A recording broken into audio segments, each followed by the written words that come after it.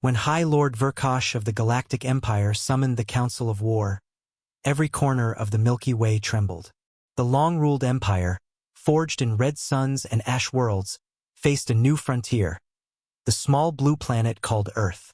Scout drones reported a curious, primitive species, humans, barely capable of interstellar travel. Their technology was crude, their numbers insignificant. Yet standing in the center of the war chamber, scarred from plasma and claw, the only being who had truly faced them, an ancient alien veteran, pleaded for caution. General Rakthel of the Srenkar Dominion still bore the scars. His chitinous exoskeleton was etched with the memories of 1,000 wars, but none cut deeper than the one he fought on the fringes of Sol. "Do not underestimate humans," he rasped, his voice carrying the gravel of tragedy. "Their soldiers are unlike any seen in this galaxy. They fight not with fear, but with fire in their hearts." Laughter roared across the council. Noble commanders from 100 species jeered at the notion. The Trellic, masters of psionic warfare, called humanity a species of soft-bodied children.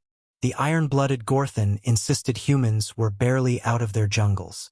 Empress Zarkala herself, cloaked in nebular silks, waved away the warning. "You tremble at primitives wielding sticks. Go, then, and conquer them." To remind the galaxy of the Empire's eternal glory, Rakthel's mandibles clicked in despair, but he could not sway them. As he bowed and turned to leave, he whispered only 2 words: "You're already doomed." Within cycles, a grand invasion fleet, 80 star fortresses strong, warped into Earth's system. Their plan was simple: intimidate, demand surrender, and install a puppet regime. But when Imperial loudspeakers broadcast the command to kneel, Earth's transmissions boomed back with something terrifyingly confident. The laughter of human soldiers, followed by a simple phrase, "Come and take it." Surprise flared. The Empire sent down its Iron Legion to subdue major cities. They expected silence, trembling, perhaps prayers. Instead, humanity answered with thunder. In New York, tanks rumbled through shattered streets while soldiers with fierce eyes sprinted under fire. In Shanghai, rockets streaked against the night as civilians helped reload artillery with grim determination. In Lahore, resistance fighters sang ancient war hymns while firing stolen alien rifles. Across the world, from snowbound Siberia to desert Africa, humanity unified, not out of fear, but out of something far stronger: defiance. The turning point came during the Siege of Yellowstone. A single battalion of Earth Special Forces, barely 300 strong, held the line against 3 elite Imperial brigades. Their commander, Captain Alvarez, reportedly said, "They think we're cornered. Good. Now we don't have to chase them." His troops fought as if born from the fury of volcanoes. Camouflaged, relentless, joking even as they destroyed armored walkers with improvised explosives. In 48 hours, the Empire suffered catastrophic losses. Imperial command was shaken, but not yet broken. Reinforcements descended. Atmospheric battleships darkened the skies. Humanity responded not with despair, but with ingenuity. They hacked alien comms, sabotaged gravity drives, and unleashed swarms of drone weapons built in makeshift factories. On every continent, human children grew up overnight into warriors. Fathers, mothers, teenagers, everyone bled, holding the line.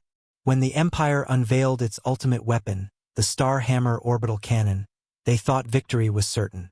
But near the ruins of Cairo, something impossible happened. A unified coalition of Earth soldiers, NATO shoulder to shoulder with their once rivals, the Asian Federation and African Union, led a desperate assault. Under a banner stitched from the flags of all nations, they charged. Bullets and lasers mingled in a symphony of wrath. At their front, wounded but unstoppable, Captain Alvarez rallied them with a cry heard even in orbit: "For Earth, go for their throat!" They seized the Star Hammer and turned it skyward. A beam brighter than a newborn star carved through the Imperial dreadnought fleet.